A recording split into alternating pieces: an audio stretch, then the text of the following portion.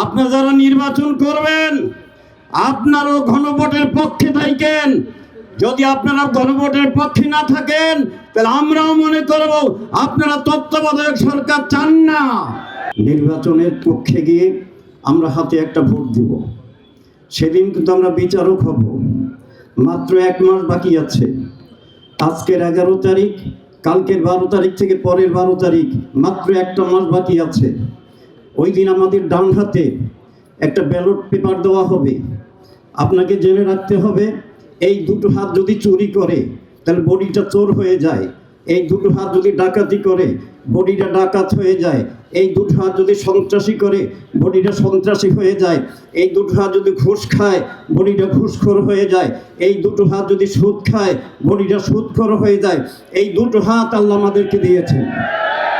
ইন্নাল্লাহ মাল কাযী মা লাম ইয়াজার ফাইদা জারা বারিয়াল্লাহু মিনহু ওয়া আলজামাহু শাইতান। আল্লাহ বলছেন, রাসূল সাল্লাল্লাহু আলাইহি সাল্লামের হাদিস, আমি ওই বিচারকের সঙ্গে আছি যেই বিচারক বিচার করতে গিয়ে অবিচার করে না। যদি বিচার করতে গিয়ে অবিচার করে তাহলে দেখা যাবে আল্লাহ ওখান থেকে চলে গিয়েছেন এবং শয়তান তার মাথার উপর চড়ে গিয়েছে।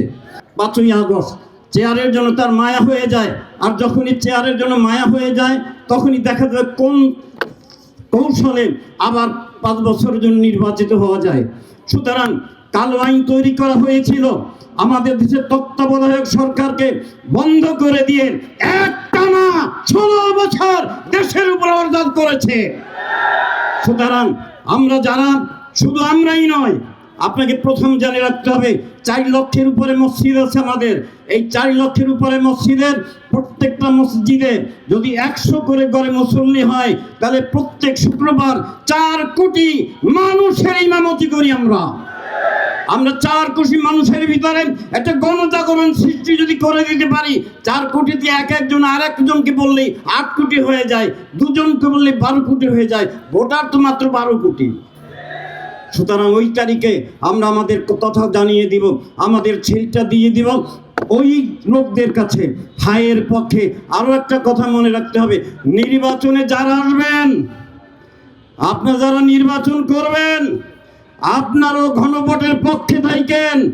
যদি আপনারা গণভোটের পক্ষে না থাকেন তাহলে আমরাও মনে করব আপনারা তত্ত্বাবধায়ক সরকার চান না। অতএব যারা নির্বাচন করতে আসবেন গণভোটের পক্ষে আপনারা থাকবেন। আমরা ইমাম সাহেবরা আজকের আমাদের প্রধান অতিথিকে অভয় দিচ্ছি, আপনি আমাদের হাতে যে দায়িত্ব তুলে দিয়েছেন আমরা যথাযথভাবে সেই দায়িত্বটাকে আমরা পালন করব। ওয়া আখিরু দাওয়ানা আলহামদুলিল্লাহি।